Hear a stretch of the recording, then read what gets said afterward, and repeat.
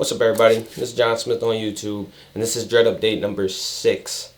And we did an ACV rinse, so let's get into it. Alright, this is what I use. Raw, unfiltered apple cider vinegar. I don't know if you can see that, but I see a lot of people use the same thing. So the brand name is called Bragg, B-R-A-G-G. It's by Patricia and Paul. Okay, so I don't know if you can find this in every store, but this is what I use. You want to use raw, organic, unfiltered apple cider vinegar, because you don't want any of the stuff, because there's other chemicals in store brand vinegars and stuff like that. Just get the raw unfiltered. And I filled the sink up with lukewarm water. 1 3/4 cups of apple cider vinegar, 3/4 cups of baking soda, 1 tablespoon of lemon juice, and 1 tablespoon of sea salt. I wrote that down so I wouldn't forget it. And then I dunked my head in it for about 10 minutes.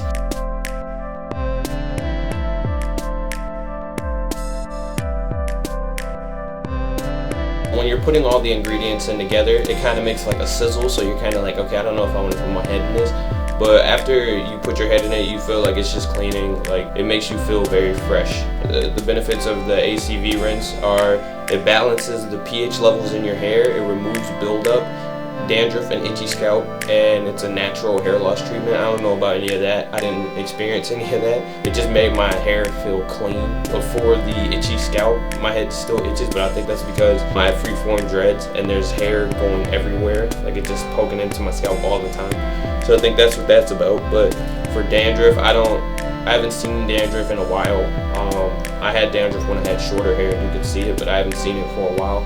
If you notice, I haven't got a haircut in a long time. I don't really feel like getting a haircut, and my hair kind of matches the messy look, so it doesn't matter to me. You're gonna get the full package today. Other than that, I haven't really been doing anything. After I got done with the ACV rinse, I rinsed my hair with cold water and washed it with that creamy aloe soap, which I don't know if that was a good idea. I felt like I didn't even need to wash it. My hair didn't feel dry after that. Rinsed my hair with cold water, and my hair it felt a lot tighter.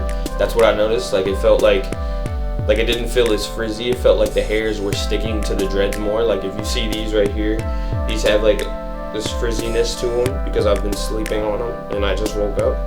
My dreads right now, individually, they're all getting tighter. Like this side over here, the one that is a little bit behind, is catching up to this side, and it's been that way forever. There's a lot of Congo dreads like in here because I'm too lazy to twist down to the root. These two right here are connected at the base.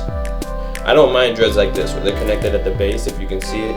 I just don't want to have a Congo dread where it's like 4 or 5 or like a hand sticking out of my head, because that's just not what I want, you know. If you look over here, it's pretty much clumps at the bases because it's a couple of them mixed together, and as they grow out, they'll separate more and more and more. Like that's how these up here are kind of doing. Like as they grow out, they're separating.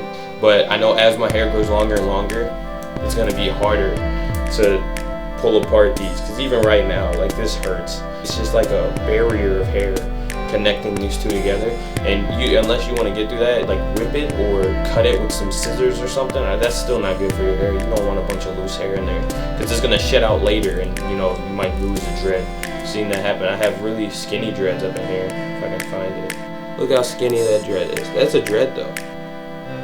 That's why I like freeform dreads, because I have skinny ones like this, and then I have thick ones like this. So it's just a wider variety, and your hair is not getting, you know, constantly twisted and your scalp getting irritated, because that was the problem I had with getting my hair twisted. It would just hurt. Like it was a bad experience every time. Like it was never a time where it got easier, but I think that's because I'm tender-headed. I remember when I was younger, I had braids like for one day, and it was like just excruciating pain. Like it was just horrible for no reason. So I don't really like getting my hair twisted like that. So I think my hair is starting to lock up a lot quicker doing this one. I know that dreads are a long process, but just from freeforming for about the last 7 months, yeah, that should be accurate. And I've been growing my hair for about 2, and I noticed that my hair is locking up a lot quicker this way than getting sectioned and twisted and stuff like that. Other than that, I'm not really doing anything else. I've been making music, I've been making beats. I'll play one of the beats like right now. Let's wait for that.